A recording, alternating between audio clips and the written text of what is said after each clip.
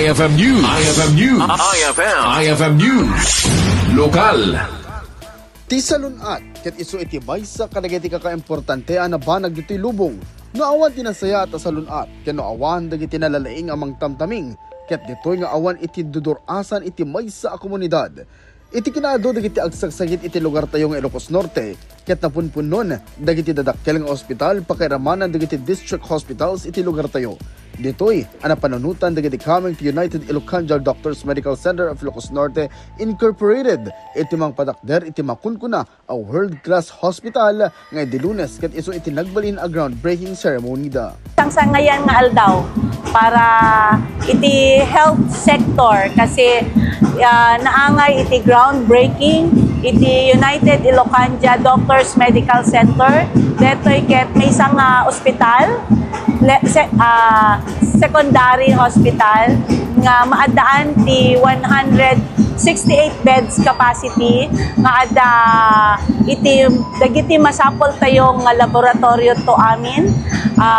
At to provision na for the MRI as well and the cath lab nga makuna kung saan pwede pong mag-opera sa puso na rin.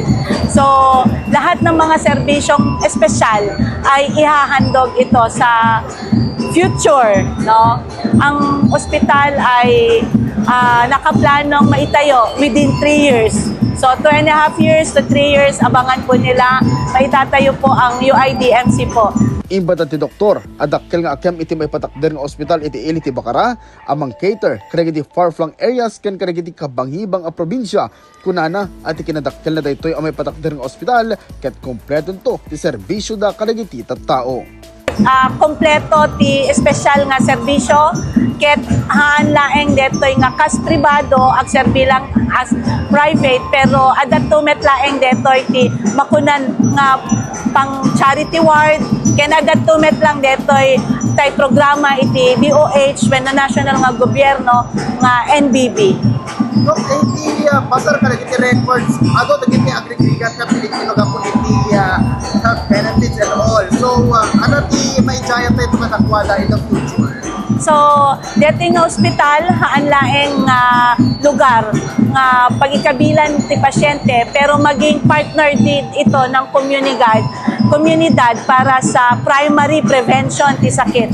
Tumulong apo iti UIDMC ti pinakairugin apo iti kampanya para datayong umili ket maadaan met lang ti mas healthier mabagi kastamet apo mas makaiwat ti sakit ta ti ospital apo ket haan laeng met nga no ibagang mamin ket ospital masakit kan but ti ospital apo ket ag servit to met laeng nga papanam tapno siguradong nga jay bagim ket healthy.